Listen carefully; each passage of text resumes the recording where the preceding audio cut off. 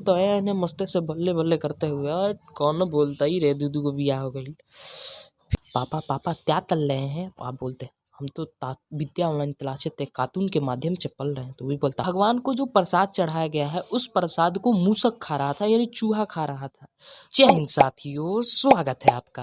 तो हम लोग जो है संस्कृत का 9वां नंबर चैप्टर यानी स्वामी दयानंद के बारे में पढ़ने वाले हैं, वो भी कार्टून के माध्यम से। तो चलिए शुरू करते हैं। आधुनिक भारत के समाज एवं शिक्षा के महान उद्धारक स्वामी दयानंद को माना जाता है, क्योंकि इन्हीं के चलते समाज और शिक्षा में आज इतनी ज़्यादा बढ़ोतरी हुई है। और इन्होंने आर्य समाज की भी स्थापना की थी। क्या हो गया था भारत में? भारत बहुत ज़्यादा दूषित प्रथाओं से घिर गया था, जिसको इन्होंने खंडित किया था। और इन्होंने जीवन भर तक सत्य का प्रचार किया। भारत में मध्यकाल में बहुत ज़्यादा कुरीतियाँ फैल गई थी, जैसे जाति प्रथा हो गया था। ठीक है, तुम ठाकुर है, ठीक है, तुम नाई है, तुम बालें काट सकता है। ठीक है, हम ऊंची जाति के लोग हैं तो हम ऊंचा काम ही करेंगे, हम आलू प्याज नहीं बेचेंगे। और छुआछूत भी हो गया था। ठीक है, तुम नीची जाति का है तो हमारा सामान नहीं छू सकता है। जैसे भीमराव अंबेडकर को देख लीजिए, उनको विद्यालय में नहीं पढ़ने दिया जाता था, उनको बाहर बैठा के पढ़ाया जाता था। और उनको पानी भी दिया जाता था तो ऊपर से दिया जाता था। इस लेवल का था छुआछूत। और क्या हो गया था? धर्म में आडंबर हो गया था। ठीक है, ऐसे करना है, ऐसे करना है, बहुत सारी चीज़ें हो गई थी धर्म में। और स्त्रियों को शिक्षा नहीं दिया जा रहा था। ठीक है, और क्या हो गया था? विधवाओं की दुर्गति की जा रही थी। ठीक है, पहले तो सती प्रथा थी, यानी जब भी उसका पति मर जाता था, जिस भी औरत का पति मर जाता था उसको भी आग में जला दिया जाता था। ठीक है, लेकिन पति के साथ ऐसा नहीं होता था। वो तो आया इन्हें मस्ते से बल्ले बल्ले करते हुए, और कौन बोलता ही रे दीदू को बियाह हो गई। फिर क्या हो गया कि जो दलित लोग थे वो धर्म को बदल रहे थे। तो चलिए अब हम लोग समझते हैं कि आखिर स्वामी दयानंद ने कैसे इतनी सारी कुरीतियों को ख़त्म कर दिया भारत से। स्वामी दयानंद का जन्म 1824 में गुजरात के टंकारा नामक ग्राम में इनका जन्म होता है। इनके बचपन का नाम मूल शंकर था। होता है किसी किसी का बचपन में कुछ और ही नाम होता है और बड़ा हो जाने पर कुछ और ही नाम हो जाता है। और इन्होंने अपनी पढ़ाई जो थी संस्कृत भाषा में चालू की थी।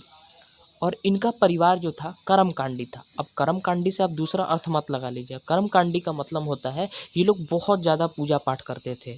इनका परिवार जो था शिव भक्त था, यानी शिव भगवान की ये लोग उपासना करते थे, खूब पूजा करते थे। शिवरात्रि जो था स्वामी दयानंद के जीवन का उद्बोधक सिद्ध हुआ, यानी शिवरात्रि के कारण ही इनका जीवन इस कदर पलट गया कि आज हम लोग उनके बारे में पढ़ रहे हैं।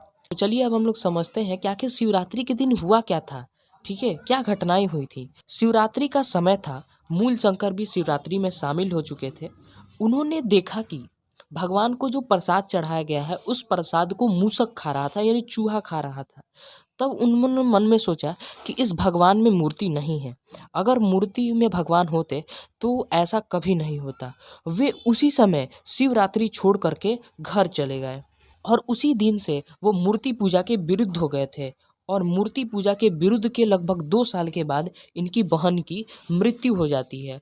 और इतनी सारी घटनाएं होने के बाद उनके मन में वैराग्य की भावना उत्पन्न हो जाती है। वैराग्य का मतलब होता है उनको लगा कि सारा चीज़ बेकार है, तो वो सब कुछ छोड़ छाड़ करके, यानी अपने घर को छोड़ करके मथुरा चले जाते हैं, जहाँ पर विद्वान लोग रहते थे। उनका मुलाकात एक वृजानंद के आदमी से होता है, जो कि बहुत ज़्यादा विद्वान थे। वे इन्हीं के शिष्य बन जाते हैं। ठीक है, और इन्होंने अपना पूरा जीवन जो था गुरु के उपदेश, वैदिक धर्म का प्रचार और सत्य के प्रचार करने में लगा दिया। गुरु का उपदेश कहने का मतलब है जो गुरु कहते थे, जैसे गुरु कह देते थे चोरी करना पाप है, तो सबको जा कर के बताते थे कि ना भैया चोरी करना पाप है, आप और मत कीजिए।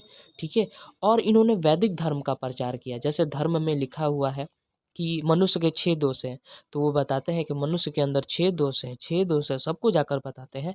और जीवन भर सत्य का प्रचार किया। इन्होंने इतना ही नहीं किया, बल्कि इन्होंने महिलाओं की शिक्षा पर भी ध्यान दिया कि नहीं, जैसे पुरुष पढ़ता है उसी तरह महिलाओं को भी पढ़ने का अधिकार दिया जाए। दूसरा, इन्होंने विधवा विवाह को लागू कर दिया कि जो महिला विधवा है उसकी भी दोबारा शादी हो सकती है। अब मान लीजिए कि किसी का शादी 15 बरिस में हो गया, ठीक है, उसका पति मर गया, तो 15 बरिस से लेकर के 80-90 साल तक ऐसा ही रहेगी नहीं, इसलिए विधवा विवाह को चालू कर दिया इन्होंने। और ये मूर्ति पूजा के भी विरुद्ध थे। नेक्स्ट, छुआछूत को नहीं होने देना चाहते थे। ये लोगों को बताते थे कि सब लोग एक हैं, इसलिए आप लोग मिलजुल करके रहिए, कोई भी नीचा नहीं है।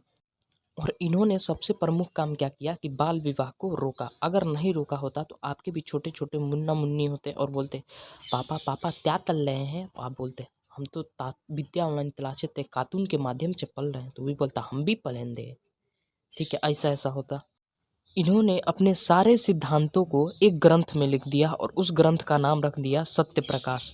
वो भी हिंदी भाषा में लिखा था इन्होंने कि ताकि सभी लोग पढ़ सके उसको। और इन्होंने क्या किया, पहले क्या होता था कि वेद में कुछ भी लिखा हुआ था आदमी आके बड़बड़ बड़बड़ कर देता था कि वेद में ऐसा लिखा हो, हम मूड़ी दिला देते थे, अच्छा भैया लिखा होगा।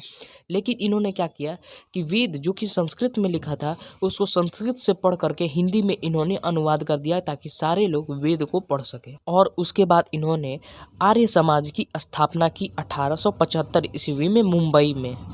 और आपसे कई बार भी पूछ दिया जाता है कि आर्य समाज की शाखा कहाँ तक पहुँच गई है, तो विदेश विदेशों तक पहुँच गई है। और दयानंद सरस्वती की मृत्यु 1883 ईस्वी में हो गई थी। और इनकी मृत्यु के बाद इनके अनुयायियों के द्वारा, यानी इनको जो मानते थे, इन्होंने एक गुरुकुल खोला जिसका नाम डीएवी रख दिया गया है। आपके आसपास में भी डीएवी स्कूल जरूर होगा। तो डीएवी का फुल फॉर्म होता है दयानंद एंग्लो वैदिक। ठीक है, ये स्कूल का नाम था। आशा करता हूँ कि आपको ये वीडियो पसंद आया होगा। वीडियो पसंद आया होगा तो लाइक कर दीजिएगा और चैनल पर नया हो तो सब्सक्राइब कर दीजिएगा। Thank you for watching. Bye.